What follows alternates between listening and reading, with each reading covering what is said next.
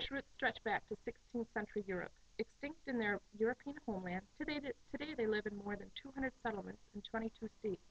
The Amish are one of the more distinctive and colorful cultural groups across the spectrum of America. Their use of horse-drawn buggies and distinctive dress set them apart from the high-tech culture of modern life. Living in a rural area that is heavily populated by Amish, I was curious about their education. So I talked to a local Amish man named Noah Shetler, who was able to answer some of my questions about their curriculum and language. And I found some interesting articles that helped explain some of the Amish history and why they organize the schools the way that they do. Today, I would like to why Amish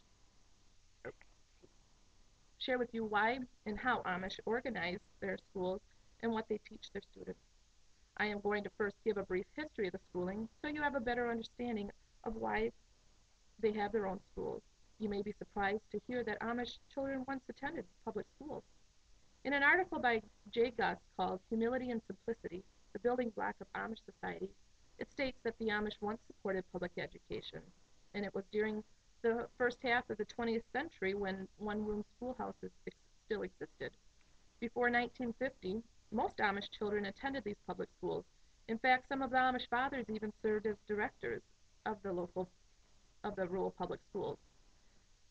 Under this kind of local control by parents, the Amish were comfortable with the small rural schools. The one-room rural schools posed little threat to their Amish values.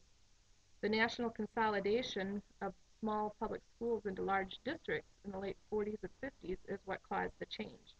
Amish in numerous states protested the consolidation, along with the enforcement of mandatory schooling laws.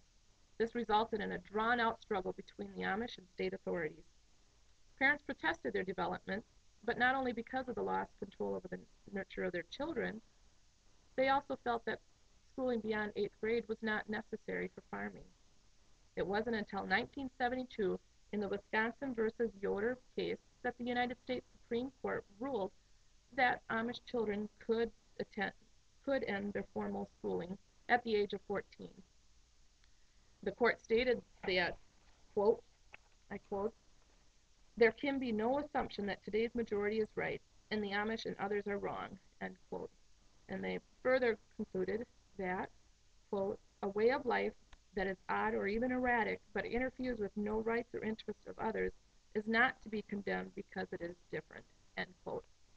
This case not only affirmed the legal respects for the Amish, it strengthened their rights to establish and run their own schools as a matter of religious freedom.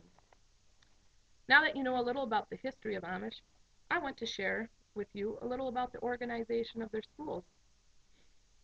According to the article by Stephen Berezny called The Surprising Phenomenon of Amish Schooling, the Amish today operate more than 850 parochial schools for more than 24,000 Amish children, and many of the schools have only one room for 25 to 35 pupils, or as the Amish call them, scholars.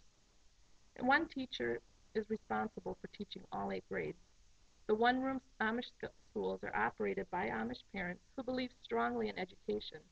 A local board of 3 to 5 fathers organize the school, hire the teacher, approves the curriculum, oversees the budget, and supervises the building maintenance. The teachers are usually Amish women who have not gone to high school but are graduates of Amish schools themselves and largely self-trained. They are nurtured through periodic teachers' meetings and by reading an Amish teachers magazine called the Blackboard Bulletin. They are selected for their teaching ability and their embrace of the Amish values. This leads me now to the kind of education taught in Amish school. Noah Shetler is on the school board for one of the 2 Amish schools in the Neosville community, and he explained to me that education is a big part of home life, where farming and homemaking skills are considered an important part of an Amish child's upbringing in preparation for a meaningful life in the Amish society. The school plays an important role in passing on Amish values, developing friendships, limiting exposure to the outside world, and preserving Amish culture across the generations. Although the curriculum generally parallels with American education goals, the goals of Amish education are simply to acquire humility, simple living, and respect for the Creator. Even though each school morning begins with scriptures reading and reciting the Lord's Prayer, religion is not formally taught in the school. The instruction is typically in English, and the curriculum concentrates on the basic reading, writing, arithmetic, spelling, grammar, penmanship, history, and some geography, along with vocational training and socialization of in Amish history and values. Science and sex education are typically not taught. Both English and German are taught since parents want their children to learn German to enhance their ability to read religious writings that are usually written in formal German. With 3 or 4 pupils per grade, teachers are often instruct 2 grades at a time, while the others work on assignments, listen to previews of next year's lessons, or reviews of past work. Students receive a remarkable amount of personal attention despite the teacher's responsibility for the 8 grades. The classroom exhibits a distinct sense of order amidst an array of activity. Hands are raised to ask permission to use the outhouse, get a library book, or for instructions as the teacher moves from grade to grade, teaching new material every 10 to 15 minutes. And daily recess consists of schoolyard play involving softball or other homespun games. Although the ethics of the classroom extends a natural world of cooperative activity, obedience, respect, diligence, and kindness, Noah admits that playful pranks and giggles are common. He also shared with me a verse from a traditional song that the children sing. And it goes, I must be a Christian child, gentle, patient, meek, and mild. Must be honest, simple, true, in my words and actions too. I must cheerfully obey, giving up my will and way. The school not only reinforces the Amish values, but also shields their youth from the contaminating ideas and influences of worldly peers, and restricts the flow of Amish youth into higher education or professional lifestyles while promoting more practical skills that prepares their graduates for success in Amish society. From birth to death, members are embedded in a web of cultural values that fortify the Amish identity and help detour the lure of modern technology. Now for the last aspect of the Amish culture I want to talk about is their language. One of the most common questions about the Amish is what language do they speak?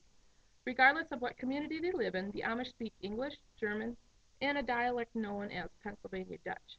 Noah explained to me that the dialect is the Amish native tongue, and English is their second language, which is typically learned in school. Although most Amish are fluent in both English and the dialect, very few can speak standard German. Some learn to read Old German scripts so they can read their religious books, and children do study some formal German in school. They do not speak it on a regular basis. Pennsylvania Dutch was originally a German dialect spoken by German settlers in southeastern Pennsylvania. The folk pronunciation of the word German is Deutsch, and it gradually became Dutch in English. Eventually, the dialect then became known as Pennsylvania Dutch. In Amish culture, the dialect is used mainly as a form of oral communication. It is the language of work, family, friendship, play, and intimacy. Young children live in the world of the dialect and do not learn English until they attend school. Students learn to read, write, and speak English from their Amish teachers, who learned it from their Amish teachers, but the dialect prevails in friendly communication on the playground. By the end of the 8th grade, young Amish have developed basic competence in English, even though it may be spoken with an accent. Adults are able to communicate in fluent English with their non-Amish friends and neighbors who are referred to as English. Letters are often written in English, with salutations and occasional phrases in the dialect. In keeping with their belief in separation from the outside world, the Amish have a different way of teaching their children in school.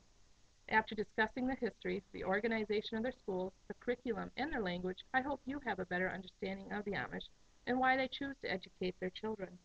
Although some people may not understand this way of life, it is important to view cultural differences with an open mind.